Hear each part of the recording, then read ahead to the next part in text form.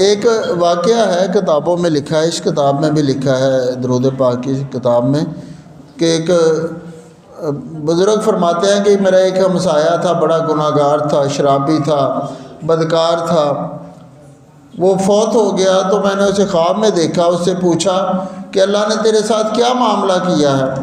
وہ کہتا ہے کہ اللہ نے مجھے بخش دیا ہے۔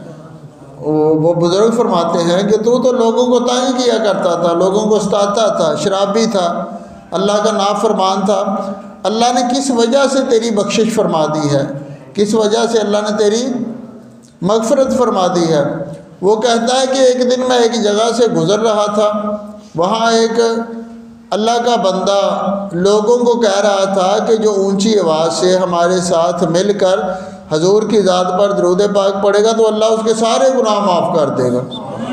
وہ کہتا ہے کہ میں بھی ادھر سے گزر رہا تھا، جب میں نے سنا کہ وہ اللہ کا بندہ کہہ رہا ہے کہ جو بھی حضور کی ذات پر بلند آواز سے، اونچی آواز سے درود پاک پڑھے گا تو اللہ اس کے سارے گناہ معاف کر دے گا۔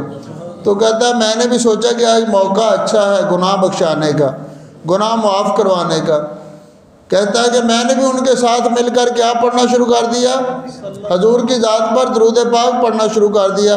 کہتا ہے بس وہ پڑھا ہوا درود پاک کام آ گیا، اونچی آواز سے پڑھا تھا، محبت سے پڑھا تھا، عشق سے پڑھا تھا، بس وہ پڑھا ہوا درود پاک کام آ گیا، اللہ نے میرے سارے گناہ معاف کر دیے ہیں، اللہ نے مجھے بخش دیا ہے۔ تو ہم بھی انشاءاللہ جتنی محبت اور ذوق شوق کے ساتھ پڑھیں گے انشاءاللہ ہمارے گناہ بھی معاف ہوں گے، اور اللہ ہماری ساری بیماریاں پریشانیاں بھی دور فرما دے گا، ساری مشکلات کو بھی آسان کر دے گا۔